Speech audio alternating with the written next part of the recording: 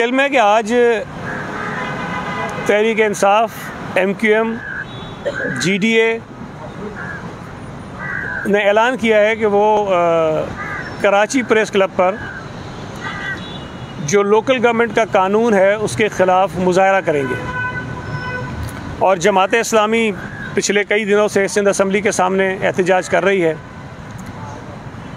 जमात इस्लामी को चलें थोड़ा सा मार्जिन इसलिए दिया जा सकता है कि वो हुकूमत में नहीं है, सूबाई हुकूमत में भी नहीं है, वफाकी हुकूमत में भी नहीं है। PTI जो है वफाक में है और 3 सूबों की हुकूमत में है। MQM वफाकी हुकूमत में उनकी पार्टनर है और GDA भी वफाकी हुकूमत में उनकी पार्टनर है। पाकिस्तान के लोगों को और ख़ास तौर पर सूबा सिंध के लोगों को, और मैं अगर ये कहूँ कि कराची के लोगों को बिल्कुल ख़ास तौर पे बिलखुसूस, चूँकि यहाँ कराची के मसाइल को कराची के मुंतखब बल्दियाती नुमाइंदों के इख्तियारात को बुनियाद बनाकर ये सारा जो तमाशा लगाया जा रहा है उसका सबब बताया गया है। कल की खबर है कि नेपरा ने जनवरी के बिलों में 4 रुपये 30 पैसे फ़ी यूनिट फ्यूल एडजस्टमेंट कॉस्ट की मद में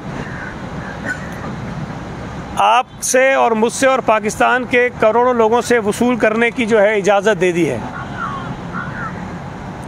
और पिछले महीने दिसंबर में 4 रुपये 74 पैसे दिसंबर के जो बिजली के बिल थे उसमें इसी फ्यूल कॉस्ट एडजस्टमेंट की मद में हमारे और आपकी जेबों से वसूल करने की उन्होंने इजाज़त दी थी।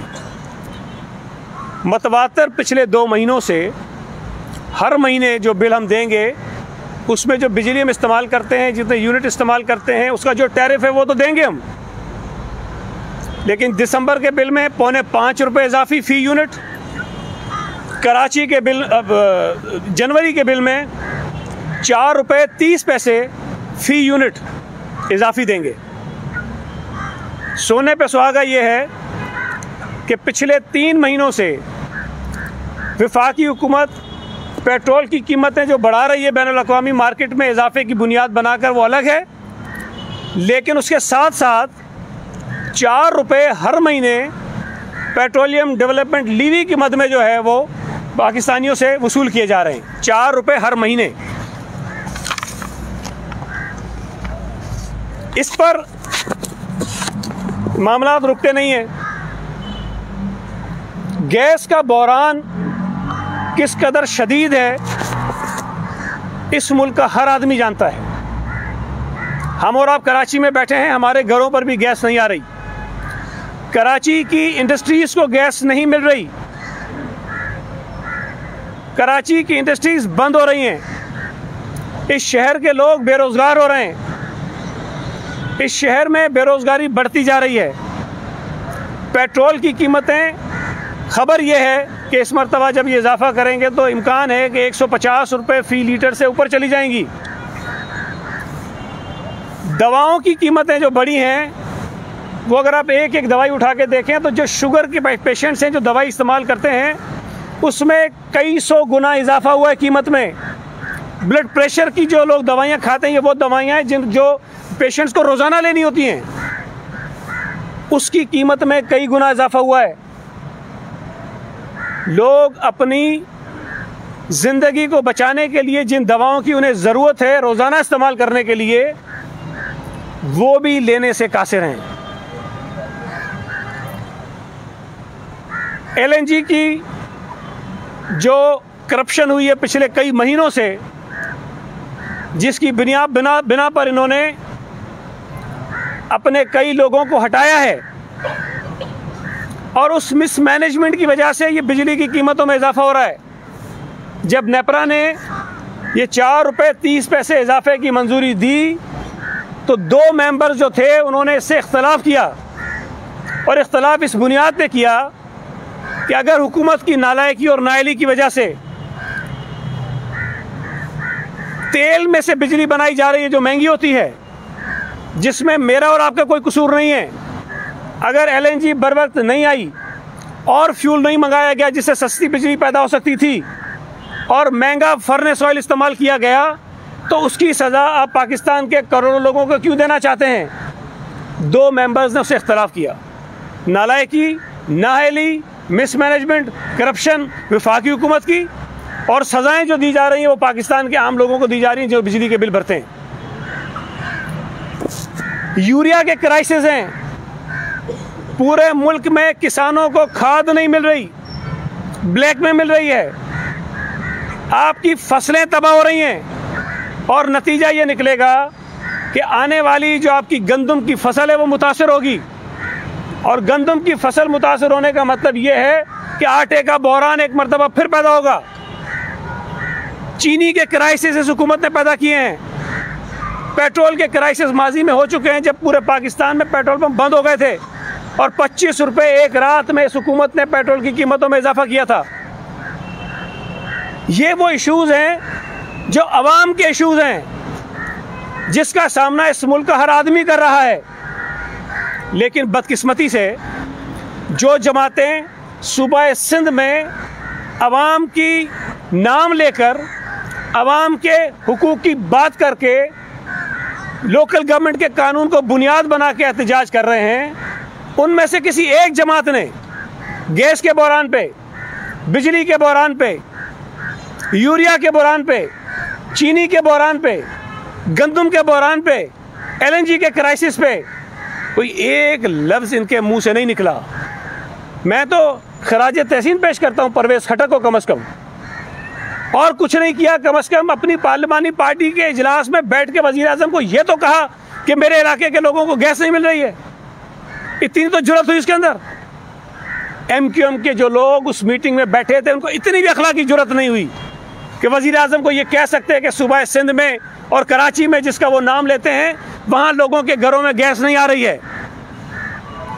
कल गालिबन पेशावर हाई कोर्ट ने मेरा ख्याल है कि एक फ़ैसला दिया है जिसमें उन्होंने वहाँ की जो CNG स्टेशन हैं उनको हफ्ते में 3 दिन 8 घंटे के लिए खोलने की इजाज़त दी है। और बुनियाद क्या है? बुनियाद ये है कि आइन का आर्टिकल 158 ये कहता है कि जिस सूबे से गैस पैदा होती है पहले उस सूबे की ज़रूरियात पूरी की जाएं, और खैबर पख्तूनख्वा और 400 से ज़ायद शायद MMCFD गैस पैदा करता है और उनकी ज़रूरत शायद 200 के करीब है। तो इस बात को बुनियाद बना के पेशावर हाई कोर्ट ने आइन के ऐन मुताबिक ये फ़ैसला दिया कि SNGPL इस बात को यकीनी बनाए कि खैबर पख्तूनख्वा में CNG स्टेशंस को 3 दिन हफ्ते में गैस दी जाए। सूबा सिंध का भी एग्जैक्टली यही केस है। सूबा सिंध जितनी गैस पैदा करता है हमारी ज़रूरत से वो ज़्यादा है, और बदकिस्मती ये है कि ज़रूरत से ज़्यादा गैस तो एक तरफ, हमें अपने घरों में चूल्हे जलाने के लिए जितनी गैस की ज़रूरत है वो गैस हमें नहीं मिल रही। MQM ने जब वो पीपल्स पार्टी के साथ इत्तेहादी थे तो 4 मरतबा हुकूमत छोड़ी इसलिए कि पीपल्स पार्टी ने पेट्रोल की कीमतों में इजाफा किया था, और पीपल्स पार्टी के दौर में बैनुल-अक़वामी मार्केट में पेट्रोल की कीमत $145 फ़ी बैरल से भी ऊपर चली गई थी, और हमारे यहाँ पेट्रोल की कीमत कोई 100 रुपये के करीब गई थी जब उन्होंने 4 मरतबा हुकूमत छोड़ी थी। आज बैनुल-अक़वामी मार्केट में पेट्रोल की कीमत कोई $75 फ़ी बैरल के करीब है, और पाकिस्तान में 145 रुपये फ़ी लीटर के हिसाब से डीजल और पेट्रोल हम ले रहे हैं। एक मरतबा भी MQM ने ये धमकी नहीं दी कि हम आपकी हुकूमत छोड़ देंगे और अब पेट्रोल की कीमतें कम करें। जो इस मुल्क के लोगों के जेन्युइन इशूज़ हैं, जो अवामी मसाइल हैं, जिससे लोगों की ज़िंदगी अज़ाब हो गई है, लोग ख़ुदकुशियाँ कर रहे हैं, लोग अपने बच्चे सड़कों पर लाकर बेचने को मजबूर हो गए हैं, उन इशूज़ पर एहतजाज नहीं हो रहा, उन इशूज़ पर बात नहीं हो रही। उन इशूज़ पर अगर एहतजाज हो रहा है तो वो पाकिस्तान पीपल्स पार्टी कर रही है। हमने पिछले 2 महीनों में 3 मरतबा मुल्कगीर सतह पर एहतजाज किया है। पूरे मुल्क में एक ही दिन एक ही वक्त हर शहर में एहतजाज हुआ है और आइंदा भी हम करने जा रहे हैं। जिस तरह आपको पता है कि 27 फरवरी को मार्च होगा, लेकिन उससे पहले भी अगले कुछ दिनों में आप देखेंगे कि मुल्क के मुख्तलिफ इलाकों में किसान रैली हो रही है। पेट्रोल की कीमतें बढ़ने पर एहतजाज होगा, गैस के बहरान पर एहतजाज होगा, खाद की जो किल्लत है उस पर एहतजाज होगा, बिजली की कीमतों में इजाफा हुआ उस पर एहतजाज होगा। अवाम के साथ पाकिस्तान पीपल्स पार्टी खड़ी है, चेयरमैन बिलावल भुट्टो जरदारी खड़ा है। ये लोग सिर्फ कौम की तवज्जो हटाने के लिए, इस मुल्क के लोगों की तवज्जो हटाने के लिए लोकल गवर्नमेंट के कानून को बुनियाद बना के या तमाशे लगा रहे हैं। आपको आवाम से हमदर्दी है तो पेट्रोल पे बात करो, गैस पे बात करो, दवाइयों पे बात करो, खाद पे बात करो, पेट्रोल पे बात करो, डीजल पे बात करो, LNG पे बात करो, दालों पे बात करो, चीनी पे बात करो, गंदम पे बात करो, लेकिन उस पर बात नहीं करेंगे। मैं आपसे बार बार ये सवाल उठाता हूँ कि भाई चीनी का बहरान पैदा हुआ है, कमीशन बनाया, बोला सज़ा देंगे, कमीशन की रिपोर्ट आ गई, बोला फॉरेंसिक कराएंगे, फॉरेंसिक हो गया, बोला अली जफ़र तहकीकात करेगा जो इनका अपना सेनेटर है। किसी ने कभी उनसे पूछा कि वो अली जफ़र को आपने काम सौंपा था कि ज़रा तहकीकात करके बताओ वो किधर गायब हो गए? कमीशन की रिपोर्ट भी गई भाड़ में, FIA की रिपोर्ट भी गई भाड़ में और अली जफ़र की रिपोर्ट भी गई भाड़ में। कोई पूछने वाला नहीं है कि हज़ारों अरब रुपए पाकिस्तानियों की जेबों से निकालने वाले PTI के जो ATMs हैं उन पर कोई पूछने वाला नहीं है। आपने अभी वो अहमद जवाद कोई इंफॉर्मेशन सेक्रेटरी हैं PTI के साबिक, उनकी बातें तो सुने। पीपल्स पार्टी का आदमी कुछ नहीं कह रहा, नून का आदमी कुछ नहीं कह रहा, PTI का अपना इंफॉर्मेशन सेक्रेटरी जो इनका पुराना आदमी है वो ये कह रहा है कि इनके लोगों ने करप्शन करके तबाही मचा दी है। अकबर ऐसे बाबर जो इनका बानी मेंबर था उसने इनके ऊपर फॉरेन फंडिंग के इल्ज़ाम लगाए जो साबित हुए हैं। इन्होंने इसराइल से पैसे लिए हैं, इन्होंने भारत से पैसे लिए हैं अपनी पार्टी को चलाने के लिए। जस्टिस वजीउद्दीन अहमद, इनका अपना आदमी खुद ट्राइब्यूनल बनाया कि तहकीकात करो कि हमारे इंटरनल इलेक्शंस में क्या हुआ है। उसकी रिपोर्ट ये कहती है, आरिफ अलवी का नाम है, परवेज खटक का नाम है और पता नहीं किस किस का नाम है, कि इन्होंने अपने इंटरनल पार्टी इलेक्शंस में भी पैसे इस्तेमाल किए हैं। इस पर कोई बात नहीं करेंगे। इन तमाम चीज़ों से अवाम की तवज्जो हटाने के लिए सिंध लोकल गवर्नमेंट एक्ट, जिसको हमने बेहतर किया है, उसको बुनियाद बना के यहाँ तमाशे रचाएंगे। और भाई करो, उस पर एहतजाज तुम्हारा हक है, लेकिन जो आवाम को गैस नहीं मिल रही उस पर भी तो एक लफ्ज़ अपने मुंह से निकालो ना। आवाम को जब बिजली महंगी कर रहे हो रोज़ाना, उस पर भी तो अपने मुंह से एक लफ्ज़ निकालो। पेट्रोल महंगा करते जा रहे हो, अपने मुंह से लफ्ज़ निकालो। लोग दवाइयाँ नहीं खरीद रहे हैं, उस पर कोई बात करो। खाद नहीं मिल रही, किसान मर रहे हैं, उस पर बात करो। आपकी अगली फसल जो है तबाह हो रही है उसकी गंदम की, उस पर बात करो। उस पर बात नहीं करेंगे। तो मैं ये समझता हूँ कि जो कुछ आज इस शहर में ये करने जा रहे हैं, सिवाय कौम की तवज्जो अवामी इशूज़ से हटाने के उसका और कोई मकसद नहीं है। इनको पता है कि बल्दियाती इलेक्शंस में इनको ज़िल्लत आमेज़ शिकस्त का सामना करना होगा। लोग इनको मुस्तरद कर रहे हैं। क्लिफ्टन कैंटोनमेंट बोर्ड जो इनका गढ़ था, वहाँ से ये साफ़ हो गए हैं। NA 249 जो इनके वफाकी वज़ीर की नशस्त थी, वहाँ ये 6ठे नंबर पर आए हैं। PS 88 में जहाँ उन्होंने 17,000 वोट लिए थे 18 में, अब जाके 21 में उनके 6,000 वोट हो गए। ये PTI का हाल है, ये MQM का हाल है। अब ये सिर्फ लोगों की तवज्जो हटाने के लिए आज ये सारा ड्रामा रचा रहे हैं। और कल ही कोई ज़्यादा पुरानी बात नहीं है, कल 350 अरब रुपए के नए टैक्सेस पाकिस्तानी कौम पर लगा कर आए हैं।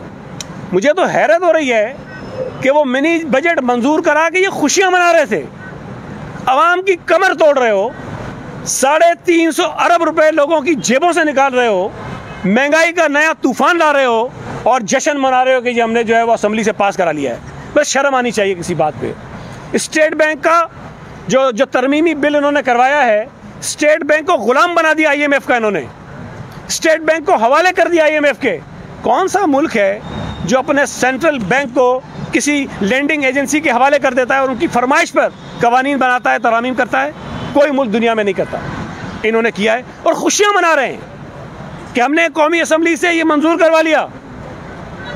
इतनी बेशर्मी वाले काम करके अवाम दुश्मनी वाले काम करके, और आज यहाँ पर बड़ी डटाई के साथ खड़े होकर मीडिया के सामने कौम को बताएंगे कि हम अवाम के हमदर्द हैं। तो मैं ये समझता हूँ कि जो कुछ आज हो रहा है ये सिर्फ़ और सिर्फ अवाम को धोखा देने के लिए और अवाम के असली जो इश्यूज़ हैं उससे तवज्जो हटाने के लिए हो रहा है। कराची शहर में एक मरतबा फिर लिसानी तकसीम पैदा करने के लिए हो रहा है।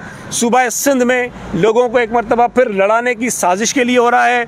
और जो बैनर जमात इस्लामी ने लगाए, जो बैनर MQM ने लगाए कि अस्पतालों पर गैर मकामियों का कब्ज़ा नामंजूर, कराची शहर पर दही सिंध का कब्ज़ा नामंजूर, कराची के ऊपर कब्ज़ा नामंजूर, ये जहरीले बयानात हैं, ये जहरीले बैनर्स हैं जो जमात इस्लामी और MQM ने शहर में लगाए हैं। और ये एक मरतबा फिर चाहते हैं कि लोग आपस में लड़ें, लोगों में दूरियां पैदा हों, लोगों में नफ़रतें पैदा हों, ताकि इनकी सियासी दुकानदारी जो है वो चलती रहे। मैं वकार भाई से बात करूँगा या कर्नल साहब से, उसके बाद आप सवाल आप बात करें।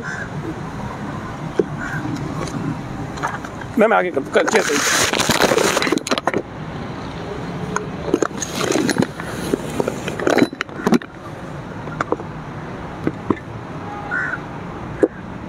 बिस्मिल्लाहिर्रहमानिर्रहीम।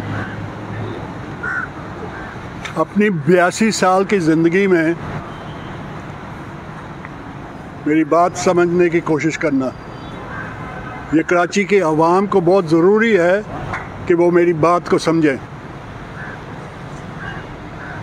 ढलदे सूरज चढ़दे वेखे, चढ़दे सूरज ढलदे वेखे, अनमोल हीरे रुलदे वेखे, खोटे सिक्के चलदे वेखे। जैसे कि हमारी लोकल बॉडीज़ में आखिरी 30-40 साल से कराची के साथ गुजरी है। अगर आप चाहते हैं कि ऐसे ही गुजरे तो ये बैंकरप्ट, लुटेरे, झूठे सियासी बोने जो आजकल अपनी कुटाइयों को छुपाने के लिए, अपनी बुज़दिली को छुपाने के लिए, अपनी हरकतों को छुपाने के लिए हर चीज़ के ऊपर एहतजाज कर रहे हैं, उधर जाके PTI के साथ मिलके जिसके आगे बिक गए हैं, जिसके आगे अपनी पॉलिटिकल स्पेस दे दी है, जिसको इन्होंने अपना इलेक्टोरल पावर दे दिया है, जिनको इन्होंने अपनी रिप्रेजेंटेटिव पावर दे दिया है, PTI को अपने मास्टर्स जिनको बना लिया है, जिनकी B टीम बन गए हैं, अपनी ये गलतियां छुपाने के लिए तिनकों को पकड़ के, झूठ को अपने साथ लेके कराची के अवाम को फिर भी गलत रास्ते पे लगा रहे हैं। हर किस्म की सियासत, हर किस्म की लोकल गवर्नमेंट कराची ने देख ली है। एक ज़माने में इंडिविजुअल्स, बड़े बड़े लोग इलेक्ट होते थे, उसके बाद PNA के लोग इलेक्ट हुए, सारी पार्टियां मिल के हुई, फिर आपके MQM पावर में आया, फिर आपके जमात इस्लामी पावर में आया। आपने वायलेंस वाली पॉलिटिक्स देख ली, आपने कॉन्फ्रंटेशन वाली पॉलिटिक्स देख ली, आपने एथनिक पॉलिटिक्स देख ली, और क्या हुआ कि कराची का हाल बेहतर होता गया, ख़राब से ख़राब होता गया। और आज एक यंग आदमी आया और ये लोग रोते रहे पावर पावर पावर। पावर कुछ चीज़ नहीं होती, बंदूक कुछ नहीं होता, मैन बिहाइंड द गन। वो पावर के पीछे जो आदमी होता है वो होता है। मुर्तज़ा वहाब भी तो एक इंसान है, उसी पावर के साथ, वही फाइनेंशियल पावर्स के साथ, वही जितनी भी फाइनेंसेस उसके पास थी KMC, उसी के साथ वो काम कर रहा है। सड़कों को कारपेटिंग हो रही है, आपके बगीचे ठीक हो रहे हैं, आपकी ट्रैफिक लाइट हो रही है, आपका वेस्ट उठाया जा रहा है, और ये सामने नज़र आ रहा है। अगर काम करना चाहे तो हर आदमी काम कर सकता है। तो आज हमने फैसला करना है, कराची वालों ने अपने आने वाली नस्लों के लिए फैसला करना है कि आप लोगों को यही एथनिक, लसानी, सेक्टेरियन, दुश्मनियाँ, कत्ल, गैरत, वो वाली सियासत चाहिए, या आपको कराची को डेवलप करना है। और कराची को डेवलप करने के लिए एक आदमी है बिलावल भुट्टो जरदारी साहब, जो कि सुनते भी हैं। हर एक कराची की कोई नेशनैलिटी नहीं है जिसकी बात वो नहीं सुनते, कोई कम्युनिटी नहीं है जिसको वो पसंद नहीं करते। तो वो जब तैयार हैं सारी कराची की नेशनैलिटीज़ को, सारी कौमों को, सारी कम्युनिटीज़ को, हर आदमी को जो भी कराची में आता है, चाहे वो कराची का रहने वाला है, चाहे वो इधर अपना कमाने के लिए आया है, चाहे वो अपनी ज़िंदगी बेहतर करने के लिए आया है, तो वो कराची आइट है। तो कराची आइट्स को अपने कराची के लिए आपने यूनिटी चाहिए, आपको प्यार चाहिए, मोहब्बत चाहिए। ये सूबा है क्या सा सूबा? प्यार, मोहब्बत, भाईचारी, सूफियों का ये सूबा है। तो पीपल्स पार्टी क्या है? वाहिद पार्टी पाकिस्तान में है जो कि हर कौम, हर मज़हब, हर सेक्ट सबको इक्वल समझती है, सबके लिए इक्वल अपॉर्चुनिटी देती है, सबके लिए काम करती है। तो अभी एक दफ़ा फैसला करे कराची कि हम सब एक होंगे। अपनी अपनी सियासत ये आपका हक है, अपना अपना मज़हब आपका हक है, उसमें कोई इंटरफेयर नहीं कर सकता, ना करना चाहता है।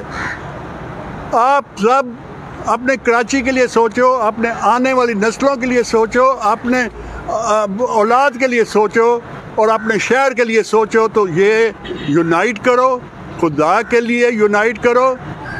ये जो अभी फिर से और जो बुराइयां हो रही हैं, जो कुछ पाकिस्तान की अवाम के साथ जो जुल्म हुआ है, जो पाकिस्तान की अवाम के साथ डीपी उनके साथ जो मिजरी एंड हार्डशिप जो कोज हुई है, वो तो सईद गनी साहब ने बड़े आराम से बता दिया है। मगर उसका कसूरवार कौन है? वो तो है सेलेक्टेड साहब, जो भी हैं उसको किसी ने सेलेक्ट करके हमारे ऊपर मुसल्लत कर दिया। इमरान खान और ये पीटीआई जो कि एक रात में बनाई गई, अरबों रुपए एक रात में आ गए।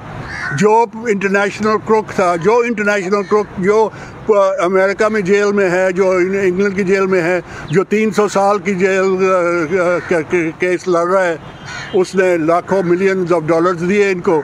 तो ओवरनाइट एक पार्टी जैसे रिपब्लिकन पार्टी थी बना दी गई, जो कि जब टूटेगी तो किसी को याद भी नहीं रहेगी कि कोई पार्टी थी या नहीं थी। वो तो कसूरवार है, मगर उससे बड़ा कसूरवार MQM है, जो कि इनका साथ देती है, जो कि इनको वोट देती है, जिन्होंने इसको पावर में रखा हुआ है, जो इसका किंग मेकर है आजकल, जो इनके चमचे हैं, जो इनके साथ वोट करते हैं। हर जुल्म जो कि अवाम के साथ हो सकता है उसके लिए वोट करते हैं, और फिर इधर आके मगरमच्छ के आसूर होते हैं, फिर इधर आके एहतजाज करते हैं। और किस पे एहतजाज करते हैं यार?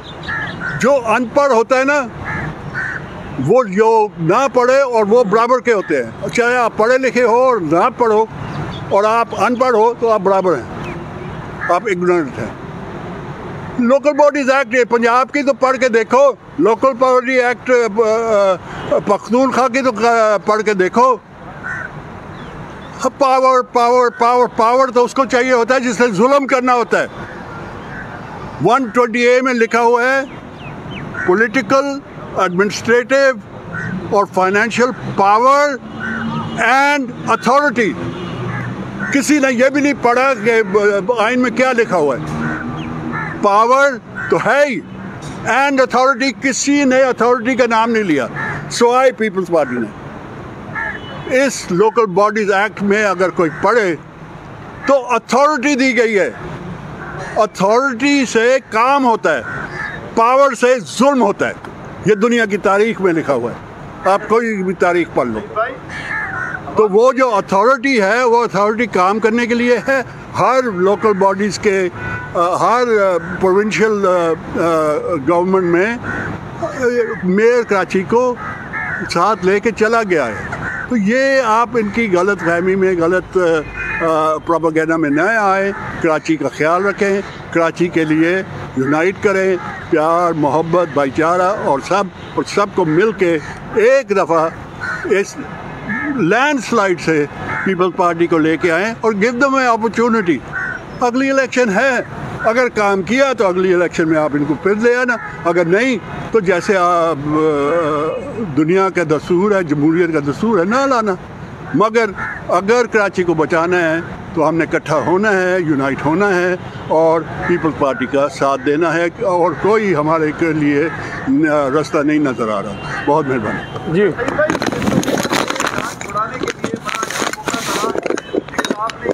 गिलानी वाला फैसला करके पीएम के फील्ड में छुरा घोपा पकोल अपना फजल रहमान साहब, तो ये इस तरह की पॉलिटिक्स पीपल्स पार्टी करती रही है, तो इस हुकूमत से निजात नहीं दिला सके। गरीब लोग परेशान हैं। बकोल आपके कि भाई ये सारे शोबों में गड़बड़ की गई है। देखिए, पहली बात तो ये ज़रा सा फैक्ट्स को करेक्ट कर लें। पीडीएम वाला जो इशू था वो यूसुफ रज़ा गिलानी साहब पे नहीं, बल्कि जो असम्बलियों से मुस्तफ़ी होने की बात थी उस पर ख़राब हुआ। और जो पाकिस्तान पीपल्स पार्टी कह रही थी, आज पीडीएम की जमातें वही सारा कर रही हैं। तो अगर तो उस वक्त वो बात मान ली जाती तो शायद वफाकी हुकूमत जो आज हमारे ऊपर मुसल्लत है, लोगों के ऊपर जुल्म कर रही है, वो ना होती। बहरहाल अब वो एक चूँकि वक्त गुज़र गया है और इसकी ज़िम्मेदारी पीपल्स पार्टी पर डालना तो मुनासिब नहीं है। पीपल्स पार्टी का मौक़िफ़ जो उस वक्त था वही मौक़िफ़ आज भी है। अच्छा, सही साहब, ये इस वक्त सूबाई पाकिस्तान पीपल्स पार्टी की सूबाई हुकूमत महकमा दाखिला का चार्ज वज़ीर आला के पास है।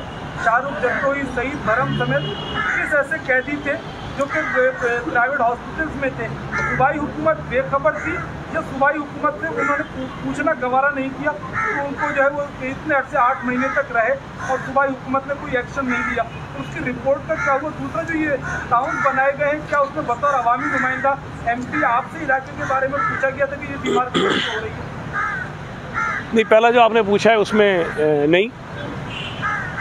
जो मीटिंग्स हमारी लोकल गवर्नमेंट के हवाले से होती रहीं, जिसमें यह तय हुआ कि यूनियन काउंसिल की आबादी कितनी होनी चाहिए, टाउन्स की आबादी कराची में कितनी होनी चाहिए, उन मीटिंग्स में मैं ज़रूर शामिल रहा।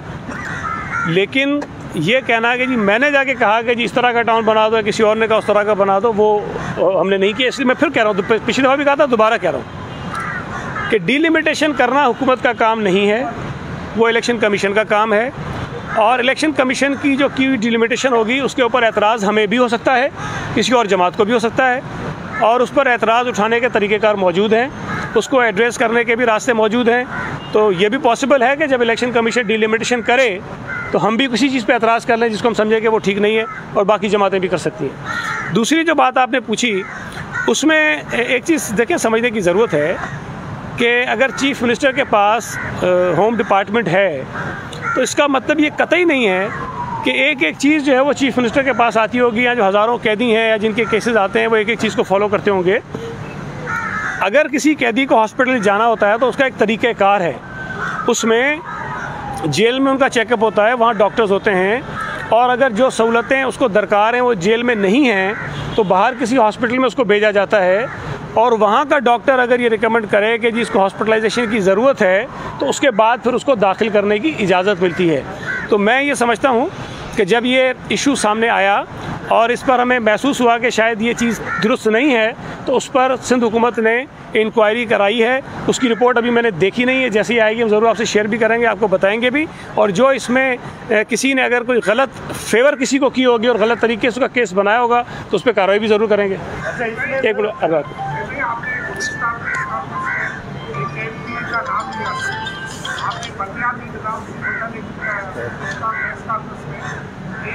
का नाम लिया था, तो इसमें आपके बाद आपको जनेश्वर को याद दिला दिया, तो आपने वहाँ सियासी से आप पर काफ़ी। देखिए, मैं हमेशा से कोशिश करता हूँ मैं किसी शख्स के ऊपर ज़ाती और बेबुनियाद किस्म के इल्ज़ामात ना लगाऊँ। मैं आज भी नहीं लगाऊँगा।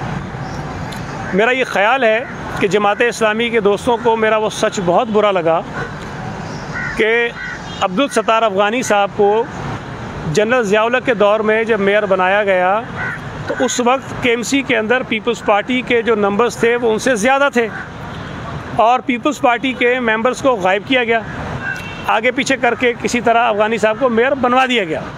अच्छा, ये ऐसी चीज़ है जो मेरे कहने से आप ना माने, उस वक्त के लोग में ज़िंदा होंगे, उनसे जाके पूछिए, रिकॉर्ड मौजूद होगा, उस रिकॉर्ड को चेक कीजिए। और अगर पीपल्स पार्टी की अक्सरियत ना होती तो पीपल्स पार्टी का डिप्टी मेयर उस वक्त क्यों बनता? गालिबन उमर यूसुफ डेटा साहब बने थे, वो पीपल्स पार्टी के डिप्टी मेयर थे, तो हमारे नंबर ज़्यादा थे। अब अगर ये हकीकत में लोगों को बता रहा हूँ कि जमात इस्लामी 2 मरतबा कराची में मेयर या नाजिम बनी और दोनों मरतबा इत्तफाक कह लें कि फ़ौजी आमिर जो है वो हुक्मरान था और दोनों मरतबा उनके मुकाबले में जो कैंडिडेट्स थे वो पीपल्स पार्टी के थे और दोनों मरतबा जो उनके मुखालिफ कैंडिडेट्स थे उनके पास वोट ज़्यादा थे और दोनों मरतबा जमात इस्लामी को कम वोटों के बावजूद जितवा दिया गया। अब ये हकीकत है, बजाय इसके कि उस हकीकत का जवाब किसी दलील के साथ दें।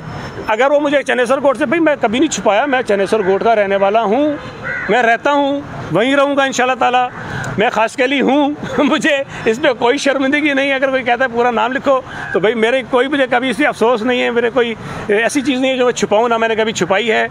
हाँ, कराची का हूँ, मेरे आबा व अजदाद कराची शहर में पाकिस्तान बनने से भी शायद सदियों पहले आए हुए हैं और यहाँ रहते हैं। मैं बार बार बताता हूँ, मेरे दादा की कोई रिश्तेदारी कराची शहर से बाहर नहीं है, मेरे आबा व अजदाद के नाम पर कराची शहर में आबादियाँ हैं। अगर किसी को ये बात बुरी लगती है तो उसमें मेरा कोई कसूर नहीं है। कोई अगर कराची का हमदर्द और दावेदार बनता है तो मैं उन तमाम हमदर्दों से, दावेदारों से कराची का 100 गुना ज़्यादा हमदर्द और दावेदार हूँ और मेरा हक उनसे 100 गुना ज़्यादा है शहर के ऊपर। मैं कराची के हकीकी बाशिंदों में से हूँ, मेरी फैमिली कहीं से माइग्रेटेड नहीं है, ना हैदराबाद से, ना सक्खर से, ना लाड़काना से, ना कहीं और से। तो अगर किसी को ये बुरा लगता है तो लगता रहे भाई, मैं तो अपने आप को कभी मैंने छुपाया नहीं है। बाकी जो इल्ज़ामात उन्होंने लगाए वो और लोगों ने भी लगाए थे, सारे अदालतों में खड़े हैं। अब मुनासिब नहीं है कि मैं इनको भी कोई नोटिस भेजूँ, कुछ करूँ, लेकिन जिस रिपोर्ट की वो बात करते हैं ज़रा उस रिपोर्ट में जो अपडेट्स हैं ना वो पता कर लें कि क्या हैं, और जिस अफसर ने वो रिपोर्ट बनाई थी उसके मुतालिक जो अपडेट्स हैं ज़रा वो मालूम कर लें तो फिर उनको हकीकत का पता चल जाएगा। एक मिनट यार, एक इधर से भी आ जाए तो। वफाकी सरकार के खिलाफ एहतजाज कर रही है और सिर्फ सूबा सिंध वफाक के खिलाफ एहतजाज कर रही है, जबकि सिंध का अवाम गैस, बिजली और बुनियादी सहूलियात से महरूम है। अवाम को इस चीज़ से कैसे निकालोगे जबकि सिंध हुकूमत आपकी है। दूसरा, कराची पर जो पॉलिटिकल काबिज होने की बात हो रही है, जबकि तारीख मोर्लो मीरबर को जानती है कि ये शहर उसने बनाया था, तो ये कौन सी ऐसी कुव्वत है जो ये सियासत करके धरने लगाया जा रहा है और कराची के असल वालों को कोई नाम नहीं ले रहा, तो क्या वजह है आप बताएं। देखें, जो पहली बात आपने कही मैं समझता हूँ कि मैं उसका जवाब दे चुका हूँ, मैं दोबारा दोहरा देता हूँ कि पाकिस्तान पीपल्स पार्टी इस वक्त वाहिद सियासी जमात है जो अवाम के मसाइल पर एहतजाज कर रही है और सिर्फ सिंध में नहीं कर रही, पूरे पाकिस्तान में कर रही है। कराची से लेकर खैबर तक, कराची से लेकर फाटा जो साबिका फाटा था उसके इलाकों तक, एक एक इलाके में, एक एक ज़िले में पीपल्स पार्टी ने महंगाई के ख़िलाफ़, गैस के बहरान के ख़िलाफ़, पेट्रोल की कीमतें बढ़ने के ख़िलाफ़ एहतजाज किया है और हम ये सिलसिला जारी रखेंगे। बल्दियाती निज़ाम को बुनियाद बनाकर कर्नल साहब ने बिल्कुल ठीक कहा कि KPK में जब PTI को इबरतनाक शिकस्त हुई तो उन्होंने नई तरामीम लेकर आ रहे हैं। वो जो बल्दियाती इदारे हैं या जो बल्दियाती नुमाइंदे मुंतखब हुए हैं उनका माई बाप बना रहे हैं डिप्टी कमिश्नर को, उनका माई बाप बना रहे हैं असिस्टेंट कमिश्नर को। वहाँ जमात इस्लामी भी एहतजाज नहीं कर रही, कोई और भी एहतजाज नहीं कर रही। वहाँ मुंतखब नुमाइंदों की तस्लील की जा रही है कि उनको 17 और 18 ग्रेड के ऑफिसर्स के मातहत किया जा रहा है, वहाँ बात नहीं की जा रही। पंजाब में और इस्लामाबाद में दोनों जगहों पर कानून जो है असम्बली में नहीं आया, ऑर्डिनेंस के ज़रिए बल्दियाती कानून बना दिया गया है, वहाँ एहतजाज नहीं हो रहा है। मैं फिर कह रहा हूँ कि अगर 2001 का कानून किसी जमात की ख्वाहिश है तो फिर वो ख्वाहिश सिर्फ सूबाए सिंध के लिए तो नहीं होनी चाहिए ना। जब आप अपने आप को पाकिस्तान की जमात कहते हो तो फिर आपका एहतजाज हर जगह होना चाहिए। जहाँ आपका असर रसूख कम है, जहाँ ज़्यादा है, आप वहाँ एहतजाज करें, डिमांड करें। बाकी सूबे मान लेंगे तो फिर हम भी इसको देख लेंगे। अच्छा, एक इसके बाद ये अभी जैसा आपने कहा वज़ीर आला के पास होम डिपार्टमेंट के जा रहे हैं, लेकिन पता नहीं होता नीचे कैदी कहाँ जा रहे हैं, कहाँ नहीं आ रहे हैं। इसी तरह से शहर में अमन अमान की सूरत हाल बिगड़ गई है। एक दिन में 3-3 लोग कत्ल हो रहे हैं, अमन वर्तमान सूरत हाल पे आप वज़ीर आज़म को तो नाअहल कहते हैं, वज़ीर आला के बारे में भी थोड़ा सा कहें। ना ट्रांसफर हुई, ना पोस्टिंग हुई, ना किसी को ओहदे से हटाया गया, रोज़ाना शहरी जो है वो डकैती मज़ामत में मर रहे हैं। देखिए, पहली बात जो मैंने कही उसको उसी तरह लीजिए, अपने अल्फाज मेरे मुंह में ना डालें। मैंने ये कहा कि कैदियों को जेल से हॉस्पिटल मुंतकिल करने का एक तरीक़ेकार है। वज़ीर आला की या किसी वज़ीर की ख्वाहिश पर आप ये नहीं कर सकते कि उसको फ़लाँ आदमी को उठाया फ़लाँ जगह ले जाओ। डॉक्टर्स होते हैं, उनके टेस्ट होते हैं, उनकी रिपोर्ट्स होती हैं, उसके बाद जाकर हॉस्पिटलाइज होते हैं। अगर किसी केस के अंदर किसी कैदी को फेवर कहीं से दी गई होगी तो वो पूरे मराहिल जो हैं वो तय किए गए होंगे। तो तहकीकात इसी चीज़ की तो हो रही है कि जो उनकी जो रिपोर्ट्स बनाई गई हैं जेल से या किसी हॉस्पिटल से वो ठीक थी या गलत थी, तो उसकी जब रिपोर्ट आएगी तो करेंगे। तो इसमें मैंने ये कहा कि चीफ मिनिस्टर साहब को हर चीज़ का तो नहीं इल्म होता ना कि जी कौन सा कैदी कहाँ पर कैद है और कौन सा कैदी हॉस्पिटल में चला गया है। रूटीन में केसेस आते हैं और उसके अंदर अगर डॉक्टर्स ने लिखा हो कि फ़लाँ कैदी को ये बीमारी ला के इसको फ़लाँ हॉस्पिटल में लेके जाना है, तो उस पर चीफ मिनिस्टर क्या करेगा? मत लेके जाओ। मेरा ख्याल है कि बहुत सारे लोग जाते हैं, बहुत सारे लोग उसमें चले जाते हैं, और जब एक बंदा चला जाता है तो उसके बाद चीफ मिनिस्टर नहीं दीवार पे लिख के रखता है कि फ़लाँ को मैंने भेजा था, पूछूंगे क्या हुआ। वहाँ के डॉक्टर्स ये कहते हैं कि जी उस मरीज़ को अब मज़ीद हॉस्पिटल में रहने की ज़रूरत नहीं है, लिहाजा वो वापस जेल चला जाए। ऐसे बेशुमार केसेस हैं और ये कोई 2-4 केसेस की बात नहीं है। क्या आप अभी आई जा रही? हाँ, अच्छा, यहाँ सॉरी, ये बड़ा इंपॉर्टेंट क्वेश्चन था। देखें, ये बात बिल्कुल तशवीश की बात है कि कराची शहर में ख़ास तौर पे जो स्ट्रीट क्राइम्स हैं उसमें इजाफ़ा हुआ है कुछ, और ये किसी भी तौर पर काबिल कबूल बात नहीं है। लेकिन एक बात आपके भी इल्म में है कि पूरे सूबा सिंध में ख़ास तौर पे अगर मैं कराची की बात करूँ, चूँकि स्ट्रीट क्राइम्स यहाँ बड़े हैं, तो बहुत अच्छे ऑफिसर्स यहाँ पर लगे हुए हैं। अगर आप एडिशनल आईजी की बात करेंगे वो अच्छा ऑफिसर है, जो डीआईजीज़ हैं वो अच्छे ऑफिसर्स हैं, एसएसपीज़ यहाँ अच्छे लगे हुए हैं। लेकिन बहरहाल जब सूबा पूरे मुल्क की मुआशी सूरत हाल ख़राब होती है, जब बेरोज़गारी बढ़ती है, जब लोगों के मसाइल बढ़ते हैं, तो ये हमेशा उसका जो इम्पेक्ट है वो स्ट्रीट क्राइम्स के ऊपर आता है। और एक वजह गालिबन ये भी उसकी हो सकती है, लेकिन मैं इस बुनियाद पर हुकूमत को या पुलिस को बरी ज़ुम्मा नहीं करार दूंगा। हुकूमत की भी ज़िम्मेदारी है और पुलिस की ज़्यादा ज़िम्मेदारी बनती है कि वो इन स्ट्रीट क्राइम्स को कम करने के लिए और ये जो लोग इसके अंदर मुलविस हैं उनको गिरफ़्तार भी करें, उनको सज़ा भी दिलाएं। इम्तियाज़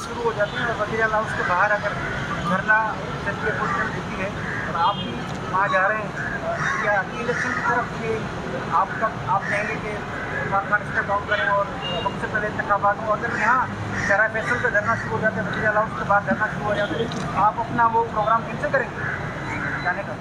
देखें, हमारा जो मार्च है वो तो एक बड़े मकसद को हासिल करने के लिए है ना, और वो एक ऐसा मकसद है जो इस मुल्क के हर आदमी का मसला है। महंगाई है, बेरोज़गारी है, वफाकी हुकूमत की नाअहली है, इनकॉम्पिटेंस है, उसकी सज़ा सबको मिल रही है। इस पर तो इस मुल्क के हर आदमी का इत्तफाक है कि इस नालायक नाइल पीटीआई की हुकूमत को जाना चाहिए। वो तो हमारा प्लान रहेगा। लेकिन सूबा सिंध में भी पाकिस्तान पीपल्स पार्टी कराची का भी इजलास अभी हमने किया था कुछ दिन पहले, उसमें ये तय हुआ था कि हम पूरे शहर में मुख्तलिफ़ मकामात पर अवामी इशूज़ पर, पेट्रोल की कीमतें बढ़ने पर, गैस की किल्लत पर, बिजली महंगी होने पर, लोगों को चीनी महंगी होने पर, गंदम महंगी होने पर, खाद न मिलने पर हम एहतजाज करेंगे। और ज़ाहिर है, मैं ये बात पहले कह चुका हूँ, अगर किसी मौके पर ज़रूरत पड़ी तो हो सकता है कि हम भी गवर्नर हाउस के सामने जाके एक बहुत बड़ा तारीख़ी किस्म का एहतजाज करेंगे और वफाकी हुकूमत को ये बताएंगे कि कराची के लोगों का मसला वो ड्रामेबाजी नहीं है जो पीटीआई, जीडीए और एमक्यूएम कर रही है। कराची के लोगों का मसला महंगाई है, बेरोज़गारी है और कारोबार का तबाह होना है, जिस पर आवाम आएगी और किसी जगह एहतजाज करेगी और मुख्तलिफ़ जगहों पर हम करेंगे, जिसमें एक जगह गवर्नर हाउस भी हो सकती है। बड़ी तादाद में असला बरामद हुआ है, कहा जा रहा है कि गैंग वार और वहाँ पर 1843 की बिल्डिंग है। क्या कहेंगे, असला जो है वो हथियार जो हुआ है वो जंग में इस्तेमाल होने वाला हथियार था? देखिए, अभी ये इत्तला तो हमारे पास है कि ऐसा कोई असला वहाँ से काफ़ी बड़ी तादाद में निकला है, लेकिन उस पर ज़ाहिर है कि मैं वज़ीर इत्तलात हूँ, तो मैं जो कोई बात करूँगा तो हतमी तौर पर मुझे करनी चाहिए सही मालूमात लेकर, और वो मालूमात जैसी आती हैं हम ज़रूर मीडिया से शेयर कर लेंगे। ठीक है, थैंक यू।